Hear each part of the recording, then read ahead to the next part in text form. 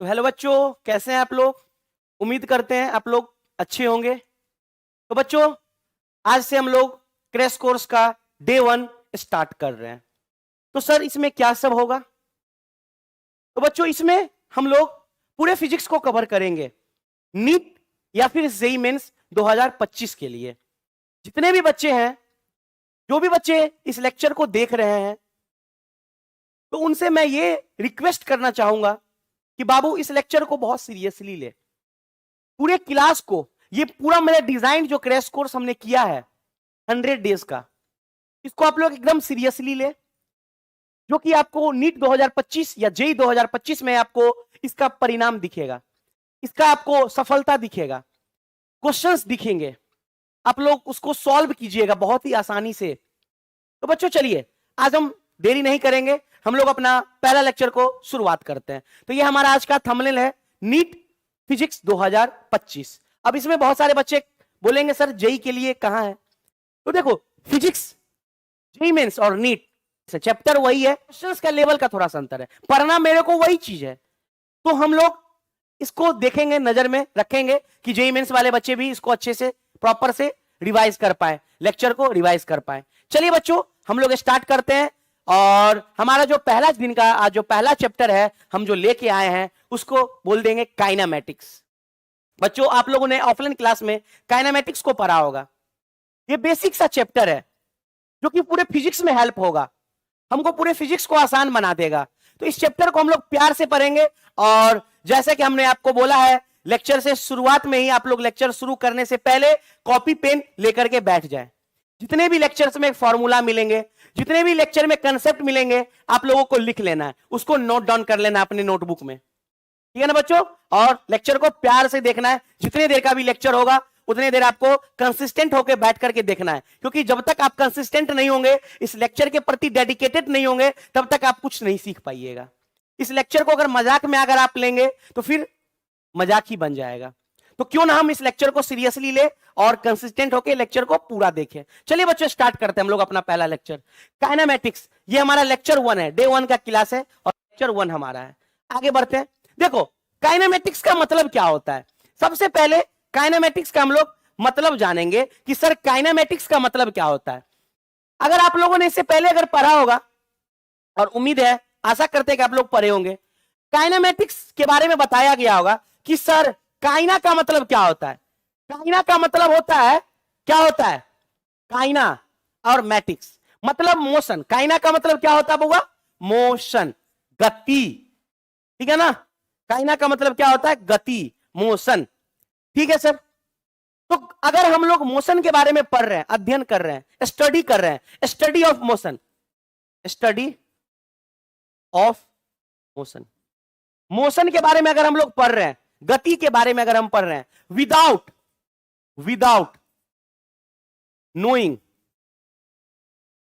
Knowing it's cause, बिना उसके कारण जाने।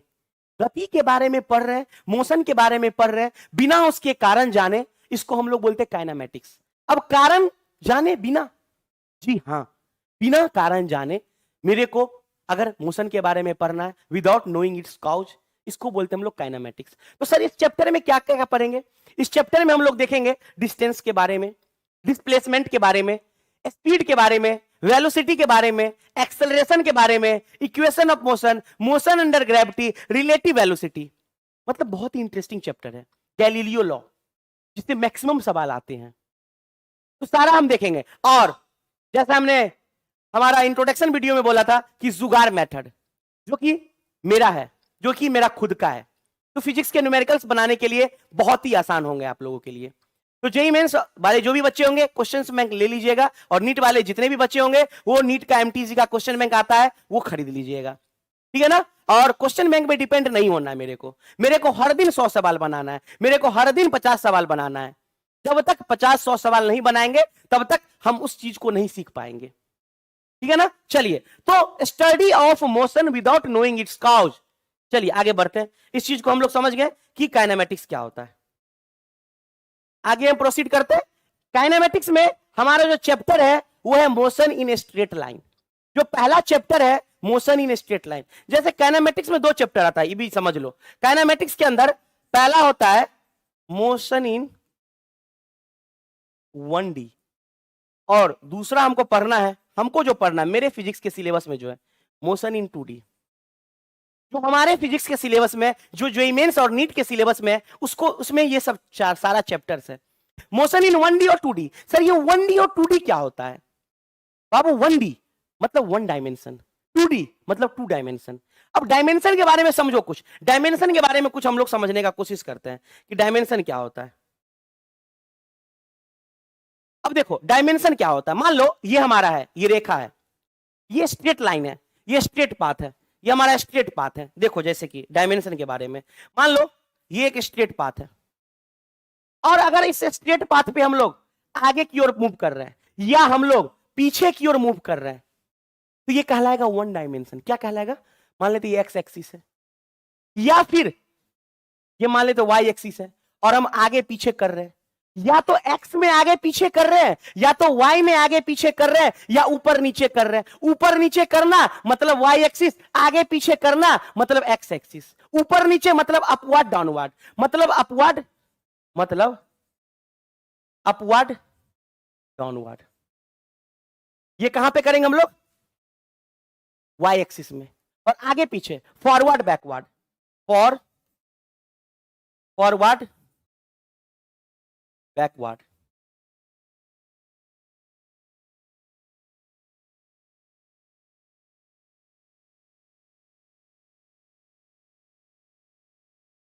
बैकवर्ड आगे पीछे करना, ऊपर नीचे जाना, ये हमारा 1 डायमेंशन है। अच्छा सर ऐसा बात है, तो सर 2 डायमेंशन क्या होता है? 2 डायमेंशन का मतलब क्या होता है कि एक पैर 2-2 जगह रखना, और वो आदमी खसता है, गिर जाता है। तो गिरना, कब गिरेंगे? जब एक पैर हमारा 2-2 जगह रहेगा। अच्छा सर, हाँ सर। मतलब अगर एक टाइम में, एक समय में 2-2 जगह अगर हम हैं, मेरा अस्तुत रोहित सर अगर एक टाइम पे 2-2 जगह अवेलेबल है तो ये कहलाएगा 2 डायमेंशन। मतलब क्या सर? मतलब ये देखो 2 डायमेंशन का मतलब, 2 डायमेंशन का मतलब क्या? मान लो ये एक्सिस हमारा है, ये हमारा एक्सिस है, ये वाई एक्सिस और ये एक्स एक्सिस। तो क्या बोले हम? एक टाइम पे 2-2 डायरेक्शन को कवर करेगा। जैसे कि मान लो कोई बिंदु है यहां पे, तो ये बिंदु y पे भी है और यही x पे भी है। तो यहां पे कोई p पार्टिकल है, तो इन्होंने उसी टाइम पे, उसी पल, उसी समय पे y में भी है और x में भी है। ऐसे मोशन को हम लोग बोलते हैं वो 2 डायमेंशन मोशन। क्या बोलते हैं बाबा? 2 डायमेंशन मोशन। समझ में आ रहा है ना? ऐसे गति को हम लोग बोलते हैं 2 डायमेंशन मोशन। जैसे कि हमारा जो प्लैनेट रिवॉल्व करता है चारों तरफ, ये 2 डायमेंशन है। क्या है बउआ? 2 डायमेंशन। प्लैनेट जो रिवॉल्व करता है ये 2 डायमेंशन है। और हम एक एक्स्ट्रा आपको बताते हैं 3 डायमेंशन मोशन क्या होता है। एक एक्स्ट्रा हम आपको बताते हैं 3 डायमेंशन मोशन क्या होता है। जैसे हमारा कमरा है, यहां पे मधुमक्खी या चींटी उड़ के चलेगी, उड़ेगी, या हवा बहेगा, ये सब 3 डायमेंशन है। क्या है बउआ? 3 डायमेंशन। 3 डायमेंशन में पता है क्या होता है? 3 डायमेंशन में पता है आप लोगों को क्या होता है? देखो 3 डायमेंशन में देखो 3D, देखो 3D कैसा होता है। ये हमारा x है, ये हमारा y है, और ये हमारा z है। तो 3D में x में भी होगा, y में भी होगा और z में भी होगा, हर जगह पैर पसारेगा।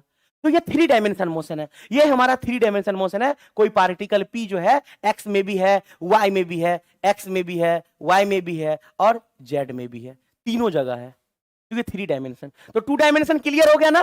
2 डायमेंशन क्लियर हो गया ना? x होगा और y होगा, कोई भी p पार्टिकल x और y में दोनों में होगा। और 1 डायमेंशन आगे पीछे ऊपर नीचे, ये 1 डायमेंशन है। Clear concept? चलिए आगे की ओर हम प्रोसीड करते हैं, आगे की ओर हम देखते हैं। अब देखो बउआ, प्यार से देखो, ये बच्चा जो है ये उछल कूद कर रहा है। जैसे ही ऊपर उठा आगे बढ़ रहा, आगे बढ़ रहा, फिर नीचे गिरा।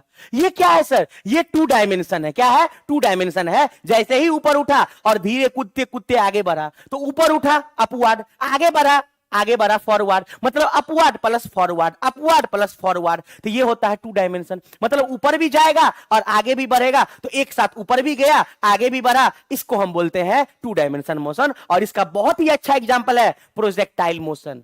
क्या एग्जांपल है? अच्छा, प्रोजेक्टाइल मोशन। किसका अच्छा एग्जांपल है? 2 डायमेंशन का। Clear concept? कोई दिक्कत नहीं है कंसेप्ट में? तो याद रखना, वन डायमेंशन का मतलब एक बार में सिर्फ एक एक्सिस को कवर करेगा। हमारे पास 3 कोऑर्डिनेट ज्योमेट्री में एक्सिस होते हैं, एक्स एक्सिस, वाई एक्सिस और जेड एक्सिस। अगर सिर्फ एक्स एक्सिस में कवर कर रहा है या फिर सिर्फ वाई एक्सिस में कवर कर रहा है तो इसको बोलते हैं वन डायमेंशन। अगर एक्स वाई दोनों में साथ साथ कर रहा है 2 डायमेंशन, और एक्स वाई जेड में साथ साथ कर रहा है तो 3 डायमेंशन। वन डायमेंशन का एग्जांपल हम लोग जो सड़क पे चलते हैं, गाड़ी घोड़ा चलता है, वन डायमेंशन। 2 डायमेंशन का मतलब जो हमारा प्लैनेट रिवॉल्व करता है चारों तरफ, ये होता है 2 डायमेंशन। और जो प्रोजेक्टाइल मोशन है, जो हम गेंद फेंकते हैं, जो हमारा गेंद फेंका जाता है, ये हमारा 2 डायमेंशन। और 3 डायमेंशन में आ जाता है जो मधुमक्खी, जो चींटी, जो हवा बहता है वातावरण में, जो मधुमक्खी घूमती है हमारे घर में, ये सब 3 डायमेंशन है। क्योंकि इसके पास लेंथ भी है, हाइट भी मिल जाता है और ब्रेथ भी, तीनों होना चाहिए, length, breadth, height, X Y Z. चलिए बच्चों, तो आगे हम लोग प्रोसीड करते हैं। अब गौर से देखो, गौर से देखो, कुछ दिखेगा।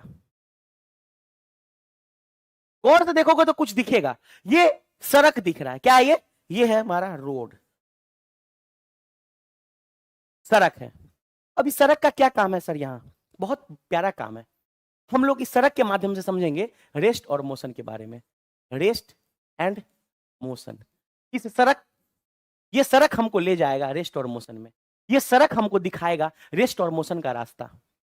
अब रेस्ट और मोशन क्या होता है?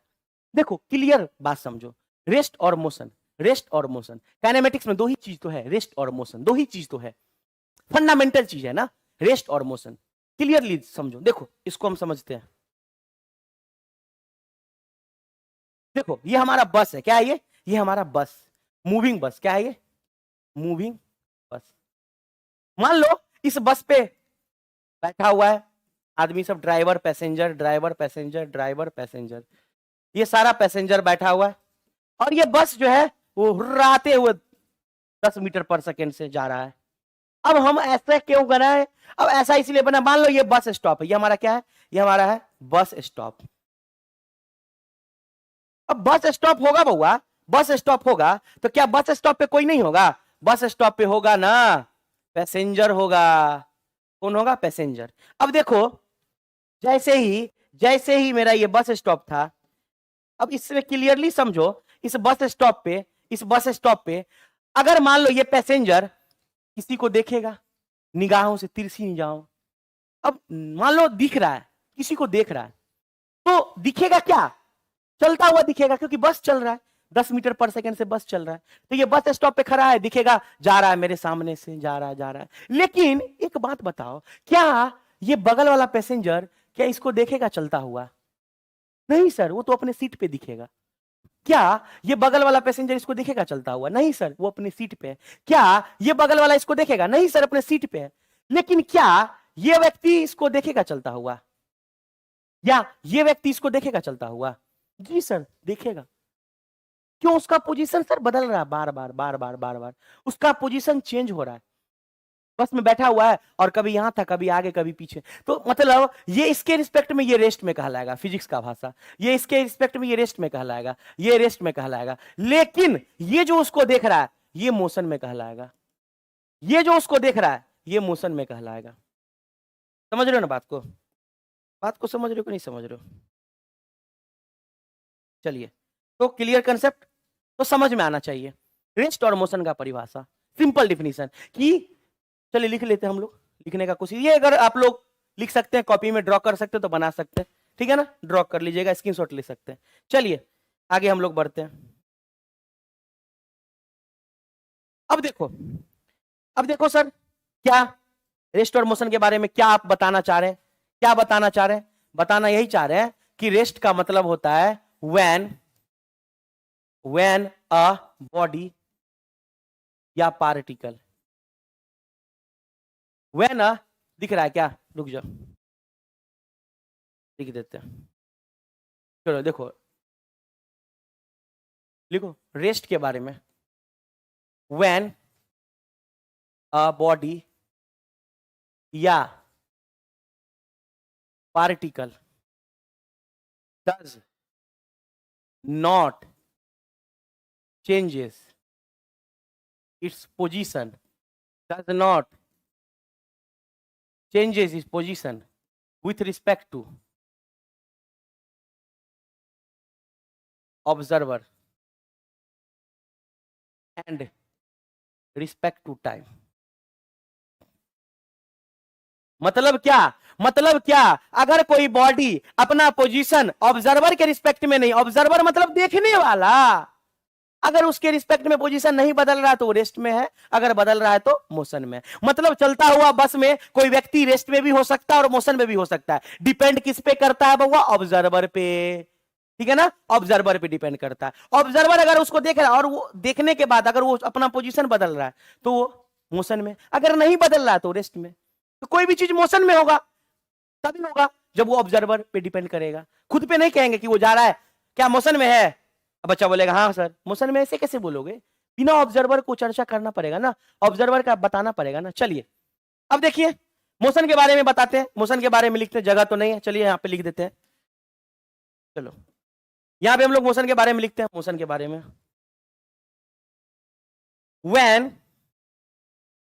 when a body या particle changes its position WRT shortcut है, with respect to, when a body या particle changes its position with respect to observer, observer के रिस्पेक्ट में अगर पोजीशन बदल रहा हो, and respect to time, and respect to time, तो ही इसको हम लोग बोलेंगे मोशन में।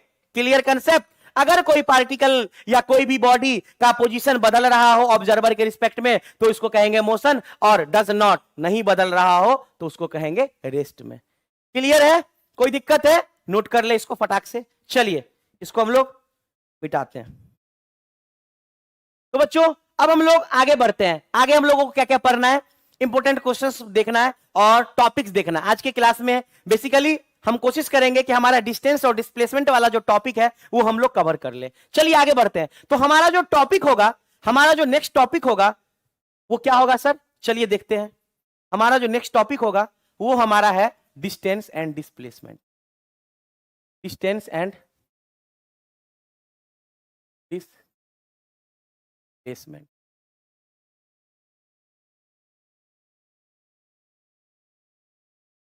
अब सर डिस्टेंस और डिस्प्लेसमेंट क्या होता है, चलिए हम समझते हैं। एक बारी बारी से हम लोग समझ लेते हैं। मान लो कि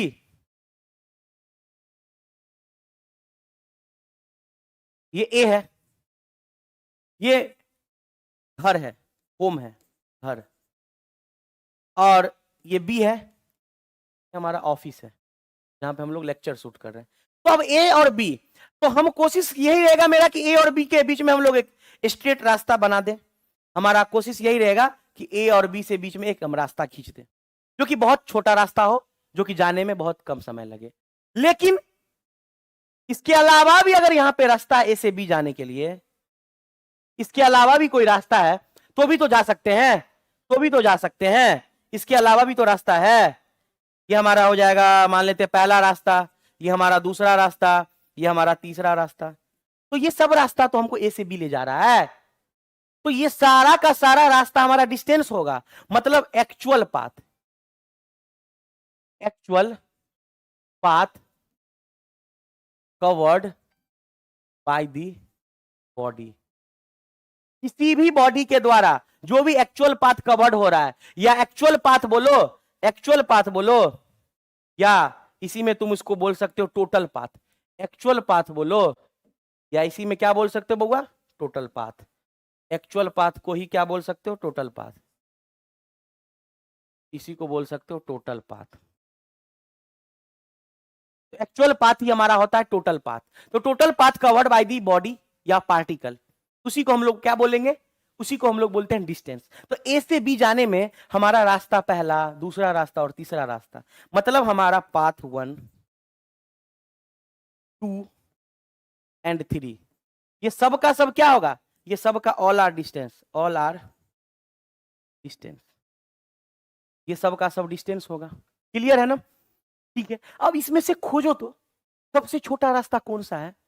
सबसे छोटा रास्ता हमको दूसरा दिख रहा है, मतलब शॉर्टेस्ट पाथ, मतलब shortest path from initial to final point. Initial से फाइनल के बीच जो सबसे छोटा रास्ता होगा, कौन सा रास्ता है? Path two is displacement.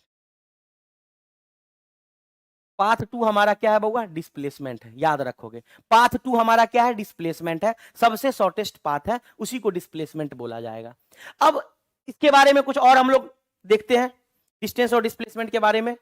जैसे कि हमारा डिस्टेंस जो है ये हमारा एक स्केलर क्वांटिटी होता है, स्केलर क्वांटिटी होता है, स्केलर क्वांटिटी होता है। उसके बाद इसका जो यूनिट है वो होता है मीटर, एम से लिखते हैं, ये याद रखना। अब बहुत बच्चा इतना तो बेसिक पता होगा कि स्केलर क्वांटिटी किसको बोलते हैं। स्केलर क्वांटिटी, स्केलर क्या होता है? ये स्केलर क्या होता है? स्केलर जिसके पास डायरेक्शन नहीं हो, बेसिक आम चीज, डायरेक्शन ना हो। स्केलर उसको बोलते हैं जिसको डायरेक्शन ना हो, ठीक है ना? बस बेसिक आम भाषा याद रखना, स्केलर उसको बोलते हैं जिसका कोई डायरेक्शन ना हो। उसके बाद हमारा जो डिस्प्लेसमेंट है, हमारा जो डिस्प्लेसमेंट है, डिस्प्लेसमेंट, ये डिस्प्लेसमेंट क्या है? तो हमारा डिस्प्लेसमेंट है एक वेक्टर क्वांटिटी। क्या है? एक वेक्टर क्वांटिटी। देखो बहुत सारे बुक में तुम्हारा जो नया एनसीईआरटी है उसमें भी डिस्टेंस और डिस्प्लेसमेंट हटा दिया है, बहुत बेसिक चीज था, उसको गायब कर दिया है, एनसीईआरटी में भी नहीं है। तो हम लोग बस बेसिक चीज जानेंगे और कुछ न्यूमेरिकल्स देखेंगे इसके पे। देखो इस वेक्टर क्वांटिटी है और इसका जो यूनिट है सेम होता है, मीटर। अब सर वेक्टर क्वांटिटी क्या होता है? बहुत बेसिक चीज है, फिर से पूछ रहे हो, वेक्टर क्वांटिटी क्या होता है? वेक्टर वो होता है, वेक्टर वेक्टर वो होता है जिसके पास डायरेक्शन हो, आम भाषा में डायरेक्शन होना चाहिए।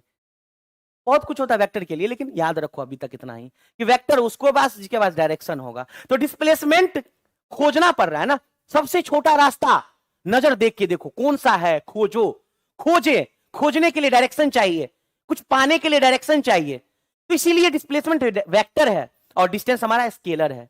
क्लियर है ना? बहुत अच्छा। तो इसीलिए आप लोग भी डायरेक्शन आपके पास होना चाहिए, आपके पास डायरेक्शन होना चाहिए कि आप लोग नीट निकाले, आपके पास वो राह होना चाहिए, आपके पास वो रास्ता होना चाहिए, सबसे शॉर्टेस्ट रास्ता होना चाहिए। लेकिन उसी शॉर्टेस्ट रास्ते में आपको मेहनत भी तो चाहिए, ठीक है ना? हाँ, मेहनत करते जाइए और शॉर्टेस्ट रास्ता, ये जो हमारा क्रैश कोर्स है ये शॉर्टेस्ट रास्ता ले जाएगा सीधे नीट 2025 की ओर और आपको मेडिकल कॉलेज तक पहुंचाएगा, ये मेरा जिम्मेवारी है, ठीक है ना? चलिए, तो ये याद रखो कि वेक्टर डायरेक्शन होता है, यूनिट सेम है, बस अंतर क्या है सर? एक स्केलर है और एक वेक्टर है, एक शॉर्टेस्ट है और एक टोटल पाथ है। अब एक बात बताओ तुम लोग हमको, एक बात तुमसे पूछना चाहते हैं, क्या इस तीनों पाथ में डिस्टेंस और डिस्प्लेसमेंट तो लिख दिए कि पाथ टू और पाथ टू इसमें भी, तो क्या पाथ टू दोनों है? पाथ टू हमारा डिस्प्लेसमेंट भी है और डिस्टेंस भी है। हाँ सर, क्यों नहीं हो सकता है? बिल्कुल हो सकता है सर। एक रास्ता तो ऐसा है जहां पे डिस्टेंस और डिस्प्लेसमेंट भी सेम होता है। डिस्टेंस तो तुम किसी को भी बोल सकते हो, डिस्टेंस तो हर कुछ है दुनिया में, लेकिन डिस्प्लेसमेंट उसी को बोलोगे जो रास्ता सबसे छोटा होगा। तो एक ऐसा पोजीशन आता है, तो यहां पे हम लोग लिख सकते हैं, यहां पे हम लोग नोट कर सकते हैं, नोट वाली बात है, बहुत प्यारा लाइन है, लिखो ना।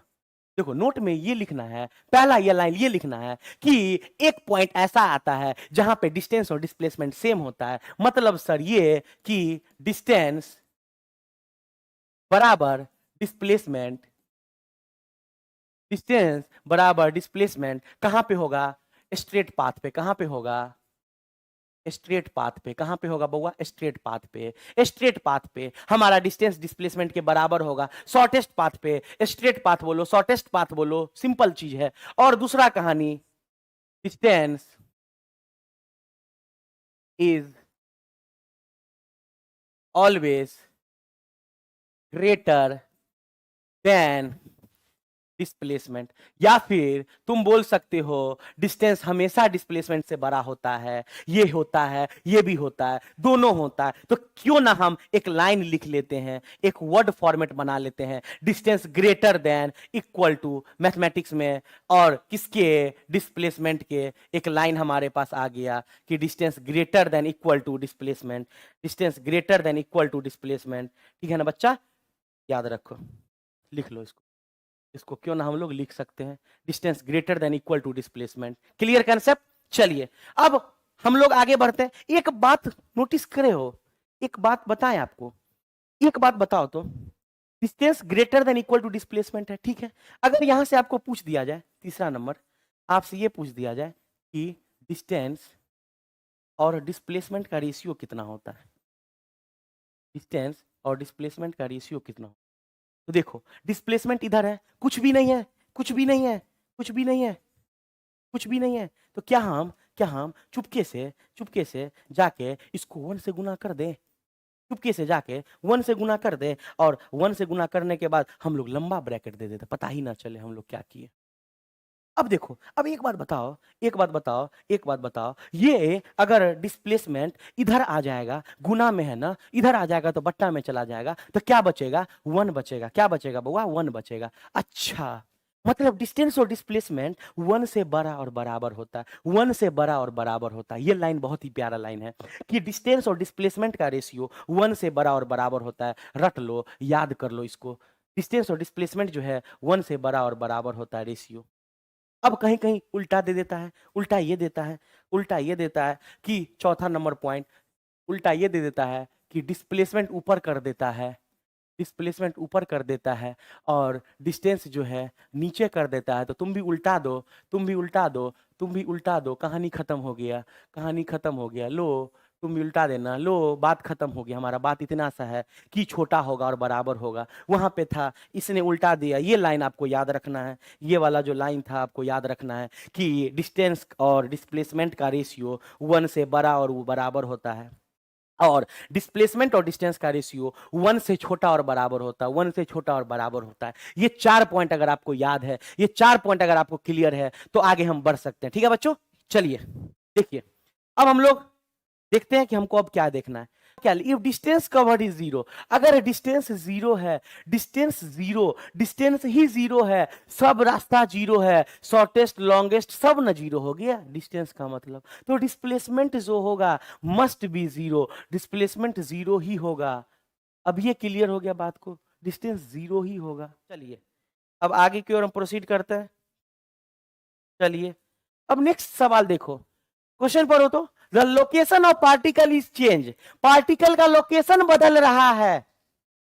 तो कह रहा है व्हाट कैन वी से, तब हम लोग क्या बोलेंगे, अगर लोकेशन बदल रहा है तो क्या बोलेंगे, about displacement, distance covered by the particle. अब देखो क्या क्वेश्चन है, लोकेशन ऑफ पार्टिकल बदल रहा है, मतलब लोकेशन पार्टिकल का जो है चेंज हो रहा है, लोकेशन बदल रहा है। ठीक है सर, लोकेशन बदल रहा है तो ठीक है, डिस्टेंस तो होगा, हो सकता है कि नहीं हो सकता है, ठीक है।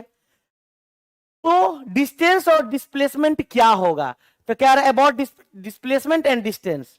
अब देखो सोचो, एक बात सोचो, अगर हम यहां से वहां गए, मेरा पोजीशन बदला, लेकिन वापस वहां से यहां आ गए, तो मेरा डिस्टेंस तो जुड़ेगा ना, लेकिन डिस्प्लेसमेंट कितना, जीरो। अच्छा सर, यहां से वहां, क्वेश्चन पढ़ो ना, चेंज कह रहा, बस बस कह रहा चेंज, बदलना, तो हम बदल के वहां गए, यहां से पोजीशन बदल के वहां गए, पोजीशन बदल लिए कि नहीं बदल लिए, हमारा पोजीशन यहां था, यहां से गए वहां, पोजीशन चेंज किए, वापस नहीं आना है, क्योंकि फिर वापस तो उसी पोजीशन पे आ जाएंगे ना। लेकिन क्या कह रहा है, पोजीशन चेंज कह रहा है, पोजीशन बदल रहा है, तो हम यहां से गए वहां, तो सोचो यहां से वहां गए तो डिस्टेंस हुआ ना, तो डिस्टेंस तो जीरो नहीं होगा, और डिस्प्लेसमेंट होगा जीरो क्या, कैसे होगा जीरो, जब पोजीशन को चेंज किए हैं, पोजीशन उस जगह थोड़े है, वापस, हाँ बोलता कि पार्टिकल कोई गया उसी पोजीशन पे वापस आ गया है, ऐसा तो नहीं ना है। क्या कह रहा है, पार्टिकल का पोजीशन बदला है, चेंज है, तो पोजीशन चेंज है, मतलब दोनों नहीं जीरो होगा ना,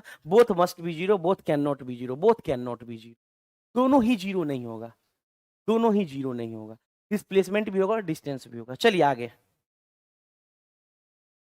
अब नेक्स्ट सवाल हम लोग देखते हैं, क्या कह रहा है, न्यूमेरिकल रेशियो, न्यूमेरिकल रेशियो। तो पिछले क्वेश्चन में भी कंफ्यूज नहीं होना है, पार्टिकल का पोजीशन कह रहा है चेंज है, चेंज है। चेंज का मतलब याद रखना, बहुत सारे में गलत आंसर होगा, हम अभी भी बता रहे हैं। चेंज का मतलब होता है चेंज होना, ये नहीं होता कि वापस उसी पोजीशन पे आ जाना। डिस्प्लेसमेंट बहुत बच्चा कह देगा जीरो, चेंज कह रहा है। क्वेश्चन को सही से रीड करो, प्रॉपर से पढ़ो कि किसी पार्टिकल का पोजीशन चेंज हो रहा है, मतलब चेंज होने का मतलब क्या हो रहा है, हम यहां से वहां गए, वापस तो आना थोड़े है चेंज होने का मतलब। चलिए अगला question, numerical ratio of distance and displacement. अब ये तो हम आपको सिखाए थे, देखो कहां पे सिखाए थे, अभी तो हम आपको सिखाए थे, देखो अभी तो ही सिखाए थे, कहीं तो लिखे हैं, देखो कहां गया क्वेश्चन, न्यूमेरिकल रेशियो ना, देखो अभी हम कहीं ना कहीं सिखाए, देखो यहाँ पे डिस्टेंस और डिस्प्लेसमेंट क्या है, 1 से बड़ा या बराबर, 1 से बड़ा या बराबर, वही चीज है ना। तो देखो क्या है, डिस्टेंस क्या है, क्या है, डिस्टेंस और डिस्प्लेसमेंट का रेशियो 1 से बड़ा या बराबर, 1 से बड़ा या बराबर, इक्वल टू और ग्रेटर देन 1, इक्वल टू और greater than 1, option number 4, option number 4 equal to greater than 1, option number 4 होगा, ठीक है ना। चलिए आगे की ओर हम देखते हैं। आगे हमारा क्वेश्चन है, मिल्खा सिंह कवर्ड 1 राउंड। चलिए इस सवाल को बनाने से पहले हम लोग छोटा सा कंसेप्ट समझते हैं, इस सवाल को हम लोग सॉल्व करने से पहले एक प्यारा सा छोटा सा कंसेप्ट समझते हैं। देखिए देखो गौर करो बउआ, एक बात बताओ, कंसेप्ट देखते हैं हम लोग, concept of circular path, concept of circular path, circular path का कंसेप्ट देखते हैं, बहुत तगड़ा कंसेप्ट है। क्या है सर, समझो, बहुत तगड़ा कंसेप्ट है, समझो सर्कुलर पाथ का कंसेप्ट। मान लो ये हमारा सर्कुलर पाथ है, अब इसका रेडियस कुछ ना कुछ आर है। एक बात बताओ, सर्कल का टोटल रेडियस मतलब सरकमफेरेंस कितना होता है, circumference of circle, circumference of circle,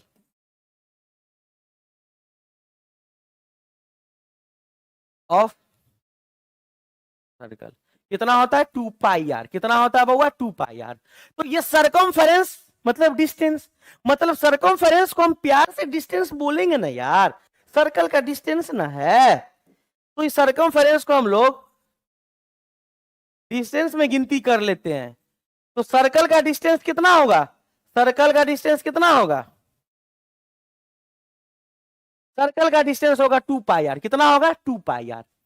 clear है, बिल्कुल क्लियर है। तो याद रखना है, कोई भी पार्टिकल सर्कल का एक राउंड लगाएगा, एक चक्कर लगाएगा, तो कितना कवर करेगा, 2 पाई आर, कितना कवर करेगा, 2 पाई आर।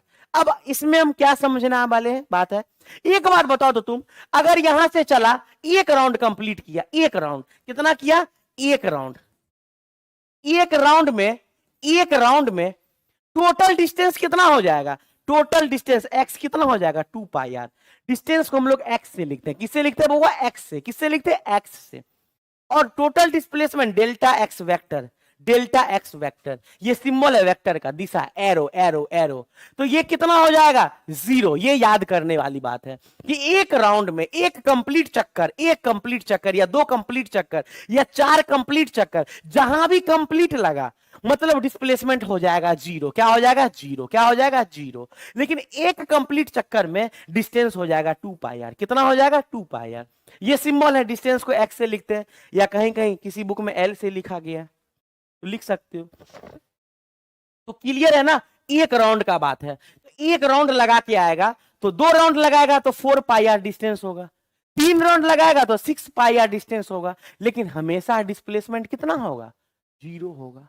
बार बार घूम रहा है, बार बार घूम रहा है, बार बार घूम रहा है, चक्कर लगा रहा है घड़ी के जैसा, तो 0 होगा। तो ये पता होना चाहिए, सर्कल टोटल होता है इतना, ये क्लियर होना। चलिए सवाल पे हम लोग बढ़ते हैं, सवाल पे हम लोग बढ़ते हैं। सवाल क्या कह रहा है, एक मिल्खा सिंह है, कौन है, एक मिल्खा लिखा हो, मिल्खा सिंह है, कैन कवर 1 राउंड, एक मिल्खा सिंह है जो एक राउंड कवर करता है सर्कुलर पार्क में, 40 सेकेंड लगता है इसको, कितना सेकेंड, 40 सेकेंड। मतलब देखो एक सर्कुलर पाथ है, इस सर्कुलर पाथ में एक चक्कर लगाता मतलब 1 राउंड, एक राउंड, जगह थोड़ा सा चाहिए, रुक जाओ। अब देखो ये सर्कुलर पाथ है,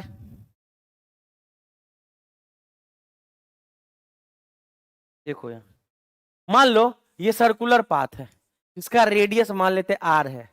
अब 40 सेकेंड में एक राउंड लगाता है, 40 सेकेंड में एक राउंड लगाता है, मान लेते हैं, ठीक है। तो कह रहा है कि 1 मिनट 40 सेकेंड में कितना, 1 मिनट 40 सेकेंड, ठीक है। पहले तो समझो, एक बात बताओ तो तुम, अगर मान लो तुमको कोई बचपन में सवाल पूछा जाता था कि ये पूछा जाता था कि 70 गो आम का दाम है 50 रुपया, क्या पूछा जाता था? 70 गो मैंगो का दाम है, 70 गो मैंगो है, 70 गो मैंगो का दाम है 50 रुपया। तो तुमसे पूछा जाता था 100 गो मैंगो का दाम कितना है, 100 गो मैंगो का दाम कितना रुपया होगा। तो कैसे निकालते थे, कैसे निकालते थे, वही चीज हम अभी करेंगे। 70 गो का दाम 50 रुपया था, तो एगो आम का दाम निकालते थे, एगो आम का दाम। तो क्या करते थे, एगो आम के लिए क्या करते थे, 50 को 70 से डिवाइड कर देते थे, क्योंकि 70 गो का ना 50 है, तो एगो आम का दाम निकालने के लिए 50 में 70 से भागा कर देते थे। अब 100 गो का निकालना है तो क्या करते थे, 100 गुना कर देते थे 50/70, क्योंकि एगो का दाम निकल गया ना 50/70। कैसे निकाले, 70 गो आम का दाम 50 रुपया, एगो आम का दाम 50/70, एगो आम का दाम 50/70। 100 गो का निकालना, गुना करते जाओ ना, 1000 गो का निकालना, गुना करते जाओ ना, मतलब जितना निकालना, एगो का तो निकल गया। वही काम हमको करना है अभी, यही काम हमको करना है जो हम लोग बचपन में करते आए हैं, यही काम हमको यहां पे करना है। चलिए देखते हैं कैसे करेंगे। अब देखो यही काम हमको यहां पे करना है। अब के लिए एक बात बताओ, एक बात बताओ, तो हम क्या देखे थे, 40 सेकेंड में एक राउंड, 40 सेकेंड में एक राउंड। अब देखो तो, अब यहां 1 सेकेंड में निकाल लो, 1/40 राउंड। अब कितना टाइम दे दिया था, 1 मिनट 40 सेकेंड का बात किया था ना, 1 मिनट 40 सेकेंड में कितना, यही ना। तो अब देखो 1 मिनट सारा सेकेंड में ही बदलो, क्योंकि मिनट है तो उसको भी सेकेंड में बदल दो। 1 × 60 प्लस 40, 1 × 60 प्लस 40 कितना होता है, 100 सेकेंड। कितना होता है, 100 सेकेंड। 100 सेकेंड में कितना, तो 1 सेकेंड में निकला ना, तो 100 सेकेंड के लिए क्या करने, गुना करना होगा 1/40 से, 0 से 0 गया। अब कितना होगा, ये काटो तो, 4 × 2 = 8, 4 × 5 = 20, 2.5 रिवॉल्यूशन, 2.5 रिवॉल्यूशन, 2.5 चक्कर, मतलब 2 बार पूरा पूरा, 1 बार आधा, 2 बार पूरा पूरा, 1 बार आधा। देखो 2 बार पूरा पूरा मतलब क्या, 1 बार यहां से, देखो यहां 2 बार पूरा पूरा, 1 बार यहां से लेकर के यहां से घूमेगा 1 बार, फिर 1 बार और घूमेगा पूरा पूरा 2 बार, 1 बार आधा घूमेगा, आधा तो यहां आ जाएगा। अब गौर करना, गौर करने की बात यह है, ठीक है। तो 2 बार पूरा पूरा ना घुमा, 2 बार पूरा पूरा घुमा, मतलब 2 बार पूरा पूरा घुमा तो एक्स कितना हो जाएगा, डिस्टेंस कितना हो जाएगा, 2 बार घुमा 2.5 गुने 2πr, क्योंकि 1 बार घूमता तो 2πr ना, या वैसे छोड़ो, अगर ये भी नहीं समझ में इसको हटा दो। देखो क्लियरली देखो, 1 मिनट। अब देखो क्लियरली देखो, मतलब क्या, एक्स निकालना है ना, तो 1 बार घूमेगा तो कितना चक्कर, 2πr, तो 2 बार पूरा पूरा घूमा मतलब 4πr, 4πr प्लस 0.5 होना था, 1 बार आधा मतलब πr, मतलब कितना हो जाएगा, 5πr। तो ये निकल गया हमारा, क्या निकल गया, दिख रहा है क्या तुम लोगों को, दूसरे कलर से लिखते हैं, कितना आया, 5πr, 5πr, अब दिख रहा होगा 5πr। तो ये 5πr हमारा निकल गया है डिस्टेंस। अब डिस्प्लेसमेंट कितना होगा, तो पूरा पूरा 2 बार घूमा, मतलब डिस्प्लेसमेंट पूरा पूरा 2 बार में तो 0, 1 बार आधा घूमा, तो यहां से चल के यहां आया, तो ये r, तो ये भी r, तो डिस्प्लेसमेंट कितना हो गया, डेल्टा एक्स वेक्टर कितना हो गया, 2r, कितना हो गया, 2r। तो ये हमारा 5πr और 2r, कहीं है क्या, 5πr और 2r, 5πr और 2r, 2r displacement, 5πr distance. बहुत आसान सवाल था, लेकिन हमको थोड़ा सा कंसेप्ट जानना था सर्कुलर पाथ का, ठीक है ना बच्चों। तो इस सवाल को गहराई से लोगे, कहीं कहीं टाइम चेंज कर देगा, कुछ भी टाइम दे सकता है, तो ये आप लोगों पे डिपेंड करता है, ठीक है। चलिए अब आगे देखते हैं नेक्स्ट सवाल। बहुत प्यारा क्वेश्चन है, कह रहा है एक हॉल हैज डायमेंशन। एक हॉल का डायमेंशन है, मतलब ये है कि एक हॉल का डायमेंशन 10 मीटर 10 मीटर 10 मीटर, मतलब हमको लगता है क्यूब है। हमको क्या है, सही में क्यूब है, एक क्यूब है, मान लेते क्यूब बनाते हैं। चलो एक क्यूब है, एक क्यूब है, सारा 10 मीटर है। कह रहा है कि एक कॉर्नर से स्टार्ट किया, एक कॉर्नर से स्टार्ट किया मधुमक्खी, और डायगनली अपोजिट कॉर्नर पे गया। डायगनली अपोजिट कॉर्नर इसका ये होगा, यहां से स्टार्ट किया यहां गया, ये ए पॉइंट मान लो और ये बी पॉइंट मान लो। तो देखो डायगनली अपोजिट कॉर्नर मतलब यहां से शुरू किया और वहां पे गया, नीचे जाएगा तो डायगनल यही ना है, इसका डायगनल ये ना है, ऊपर जाएगा तो डायगनली अपोजिट कॉर्नर। ये याद होना चाहिए, सवाल में सबसे बड़ा होता है लैंग्वेज पढ़ने का तरीका। बहुत बच्चे सवाल इसलिए नहीं कर पाते हैं क्योंकि उनको लैंग्वेज नहीं पढ़ने आता है फिजिक्स का। तो लैंग्वेज को समझ में रखो कि डायगनली अपोजिट कॉर्नर क्या रहा है, मतलब यहां से शुरू करेगा, डायगनल तो ये होता है, ऐसा नहीं डायगनल तो ये है इसका, नहीं उस कोना में, यहां से लेके वहां पे उस कोना पे, तो ये डायगनल। एक बात बताओ, ये और या ये सब 90 डिग्री पे होता है, दिख नहीं रहा लेकिन सब 90 डिग्री पे होता है, ठीक है सर, जैसा आप बोले सब 90 पे होता है, ठीक है। एक बात बताओ तुम लोग हमको, ये वाला लेंथ है और ये वाला ब्रेथ है ना, तो ये वाला निकल जाएगा दूरी पाइथागोरस का यूज करके, ये भी 10 है और ये भी 10 है। अब तुमको लग रहा है राइट एंगल ट्रायंगल है, दिख नहीं रहा है, सब राइट एंगल ट्रायंगल है, तो पाइथागोरस का यूज करके निकाल लो। इस पॉइंट को मान लेते हम पी रख देते हैं, तो एपी निकाल लो। एपी बराबर क्या होगा, रूट अंडर 10 का स्क्वायर प्लस 10 का स्क्वायर, तो कितना हो जाएगा 10√2, एक 10 बाहर √2 अंदर, 10√2, ठीक है सर। तो 10√2 आ गया ये, और ये हमको दे ले है 10 मीटर, ये तो दे ले है 10 मीटर, तो ये 10√2 और ये 10 मीटर तो निकल जाएगा हाइपोटेनियस का यूज करके, तो अब ए बी निकल जाएगा, ए बी बराबर रूट अंडर 10√2 का होल स्क्वायर और प्लस 10 का स्क्वायर, दिख रहा है ना। चलो देखो अब इसको कैसे सॉल्व करेंगे हम लोग, बहुत आसान है, तो करो 10√2 का कितना हो जाएगा, 10 का स्क्वायर है 100 है, तो इसको कर लो, ये हो जाएगा तुमको 100 गुना 2 और प्लस ये भी हो जाएगा 100, तो कितना हो जाएगा 200 और एक 300, 300 हो गया। अब क्या करोगे, ये हो जाएगा तुमको 300 है तो ये हो जाएगा 10√3, कितना हो जाएगा 10√3, तो हमारा आंसर कितना होगा 10√3, ऑप्शन नंबर 2 10√3। यही सब सवाल नीट और जेईई में पूछा जाता है, लेकिन शर्त यही है ना कि उस सवाल का लैंग्वेज तुमको आना चाहिए यार, उस सवाल का लैंग्वेज तुमको आना चाहिए। तो मेरा यही उम्मीद है कि आप लोगों को फिजिक्स सिखा देना, फिजिक्स से मोहब्बत करा देना। तो फिजिक्स एक बहुत प्यारा सब्जेक्ट है मेरे लिए भी और आपके लिए भी होना चाहिए, क्योंकि एक मेडिकल स्टूडेंट फिजिक्स पढ़ा रहा है, मतलब फिजिक्स क्यों पढ़ा रहा है, बायोलॉजी भी तो पढ़ाएगा, लेकिन जो मजा फिजिक्स में है वो बायो में नहीं ना है। तो फिजिक्स एक इंटरेस्टिंग सब्जेक्ट बनाइए, अगर आप नीट का तैयारी कर रहे हो या जेईई मेंस का तैयारी कर रहे हो, लेकिन फिजिक्स को एक इंटरेस्टिंग सब्जेक्ट के रूप में लीजिए।